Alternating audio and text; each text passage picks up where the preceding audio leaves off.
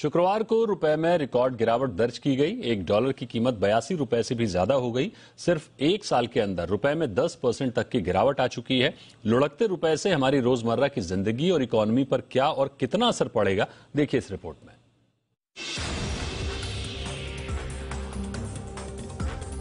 रुपए की सेहत खराब है। डॉलर के मुकाबले 82 के लेवल को भी पार कर चुका है। कमजोर रुपया महंगाई में तड़का लगाने को तैयार है। कैसे सेहतमंद होगा रुपया, इसे लेकर आरबीआई और सरकार की माथापच्ची लगातार जारी है। लेकिन जियोपॉलिटिकल कंडीशंस ऐसी हैं कि दुनिया भर की करेंसीज डॉलर के आगे बेबस नजर आ रही हैं।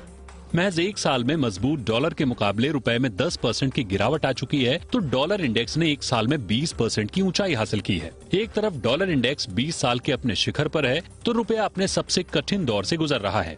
मंदी की चिंता में डूबे रुपए की चाल से आयातकों के पसीने छूट रहे हैं। ये समझना जरूरी है कि कमजोर रुपए से हमारी रोजमर्रा की जिंदगी के साथ देश की इकोनॉमी पर क्या असर पड़ेगा।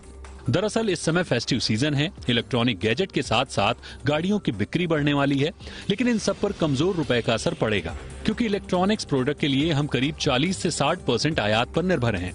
स्मार्टफोन के करीब 70 से 80% कलपुर्जे आयात होते हैं।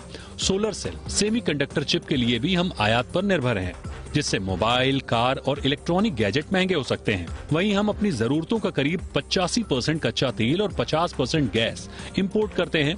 महंगे पेट्रोल डीजल से माल ढुलाई महंगी होगी, साथ ही महंगी होगी खाने पीने की चीजें। हम अपनी जरूरतों का करीब 60% पाम ऑयल आयात करते हैं।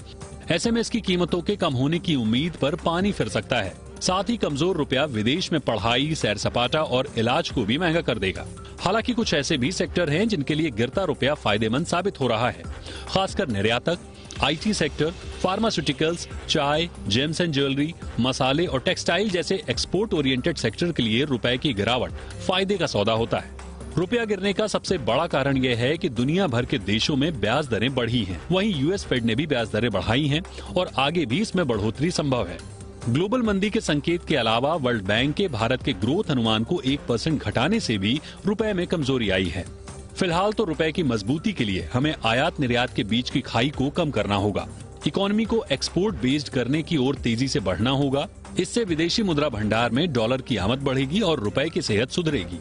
ऐसा हुआ तो ग्लोबल लेवल पर रुपए की साख बढ़नी तय है। ब्यूरो रिपोर्ट, जी मीडिया।